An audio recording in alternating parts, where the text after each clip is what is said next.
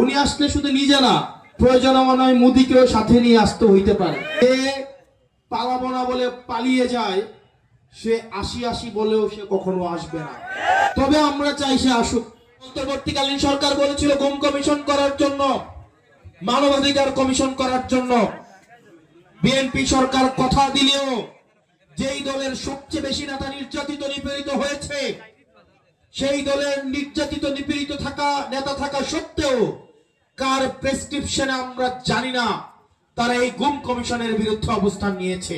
আপনারা জানেন গুম কমিশনে এবং মানবাধিকার কমিশন এই বিএনপি সরকার মেনে নেয় নাই। অর্থাৎ আগের মতোই হাসিনার আমলের যেই সিস্টেমটা ছিল একই সিস্টেম বিদ্যমান রয়েছে। কেবলমাত্র হাসিনা বাংলাদেশে থাকার কথা ছিল, সে এখন ভারতে রয়েছে।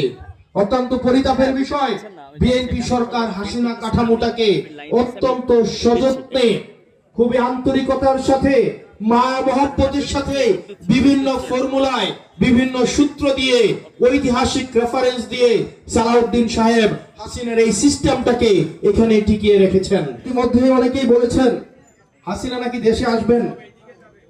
উনি যদি দেশেই আসতেন, উনার ছেলেকে উনি আমেরিকান নাগরিকত্ব নিয়ে রাখতেন না। উনার ছেলে হচ্ছেন আমেরিকান নাগরিক, উনার মেয়ে হচ্ছে কানাডিয়ান নাগরিক, উনার বোন হচ্ছে ব্রিটেনের নাগরিক, উনার বোনের ছেলে এবং মেয়ে হচ্ছে ব্রিটেনের নাগরিক। উনার আত্মীয় স্বজনের ধারে কাছেও কেউ বাংলাদেশের নাগরিক নেই। পালাবো না বলে পালিয়ে যায়, সে আসি বলেও সে কখনো আসবে না। তবে আমরা চাই সে আসুক, অবশ্যই আসুক। কারণ মানুষের একটা আক্ষেপ আছে, এই ধরনের একটা ফেসিস্টকে ফাঁসির দড়িতে ঝুলতে থাকার যে দৃশ্য, এই দৃশ্য দেখার বাংলাদেশের প্রত্যেকটা মানুষের আগ্রহ আছে। এবং আমরা দেখেছি উনি যেই দেশে যায় সেই দেশের পরিস্থিতি অস্থিতিশীল হয়।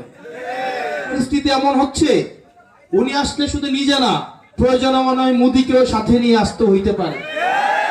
এগুলো রাজনৈতিক ভাবে এক ধরনের স্ট্যান্ড বাজি। এখন ইমু ভিত্তিক এবং টেলিগ্রাম ভিত্তিক একটি রাজনৈতিক দলে এই দলটা পরিণত হয়েছে। এটা তাদের রাজনীতির যে কবরস্থ হয়েছে, এটা তারা প্রত্যেকদিন মানুষকে মনে করিয়ে দেয় এটা হচ্ছে আমাদের করুণ পরিণতি। এবং এটা সারা বিশ্বের জন্য একটা উদাহরণ, যারা পৃথিবীতে জালিমের এবং জুলুমের শাসন কায়েম করবে তাদের পরিণত হবে এটাই।